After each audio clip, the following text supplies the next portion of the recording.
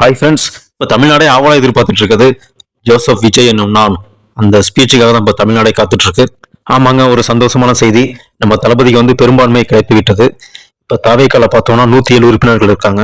காங்கிரஸ்ல 5, சிபிஐல 2, சிபிஎம்ல 2, விசிகால 2, ஐயுஎம்எல்ல பார்த்தோம்னா 2 இருக்காங்க.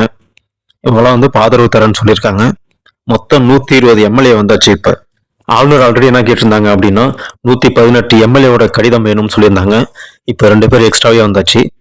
அதனால இப்போ நம்ம தளபதி விஜய் பதவி ஏற்கிறது கன்ஃபார்ம். இப்பயாவது ஆளுநர் ஆட்சி அமைக்க அழைப்பாரா அப்படின்ற மாதிரி தான் எல்லாருமே எதிர்பார்த்துட்டு இருக்காங்க. இப்போ தாவேகா தொண்டர்கள், தளபதி ரசிகர்கள், தமிழ்நாட்டு மக்கள் அனைவருக்கும் ஒரு சந்தோஷமான செய்தி. எல்லாருமே ரொம்ப சந்தோஷமா இருக்காங்க. ஆளுநர் சந்திக்க நம்ம தளபதியை ஆல்ரெடி போயிட்டு இருக்காங்க. போயிட்டு இருக்கும் போதே ஒரு நியூஸ் வருது. திரும்ப ஆளுநர் அர்லேக்கர் இரவு 7 மணிக்கு கேரளா புறப்படுறாங்க. அதனால இப்ப தாவேகா தலைவர் நம்ம தளபதி விஜய்க்கு ஆளுநர் நேரம் கொடுக்கவில்லை அப்படின்னு ஒரு நியூஸ் வந்திருக்கு. அடுத்த 10 நிமிஷத்துல பார்த்தோம்னா இன்று இரவே முதலமைச்சராக நம்ம தளபதி விஜய் பதவி ஏற்கிறார் அப்படின்னு சொல்லி ஒரு நியூஸ் வந்திருக்கு.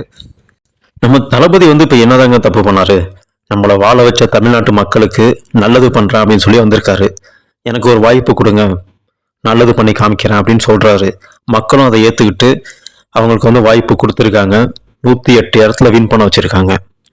தளபதி ஒரு படத்தை ரிலீஸ் பண்றதுக்கு எவ்வளவு பிரச்சனை பண்ணுவாங்களோ அதே மாதிரிதான் இப்ப இங்கேயுமே பிரச்சனை வந்துட்டு இருக்கு. இன்னைக்கு நாளைக்கு அப்படின்னு சொல்லிட்டு இழுத்துட்டு போயிட்டே இருக்கு. தளபதியை போட்டு இந்த அளவு போட்டு இழுத்து அடிக்கிறாங்க. ரிசல்ட் இப்ப 4-5 நாள் ஆச்சு. இந்நேரம் ஆளுநர் கூப்பிட்டு அவங்களுக்கு பதவி ஏற்க எல்லாம் அமைச்சு கொடுத்துருக்கணும். எதனால இவ்வளவு டிலே ஆகுது, என்ன காரணம் அப்படின்றது தெரியல. இருந்தாலும் இப்ப அவங்க கேட்டது மாதிரி எல்லாமே பெரும்பான்மை வந்துவிட்டது. இதுக்கப்புறம் யாரும் எதுவும் பண்ண முடியாது.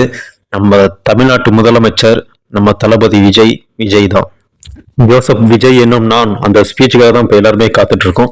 கண்டிப்பா அது கூடிய சீக்கிரத்துல நடக்கும். இன்று இரவே தமிழக முதல்வராக நம்ம விஜய் பதவி ஏற்கிறார்னு சொல்லி நியூஸ் போயிட்டு இருக்கு. ஆனால் அதிகாரப்பூர்வமாக இந்த நியூஸ் எதுவும் வரல இன்னும்.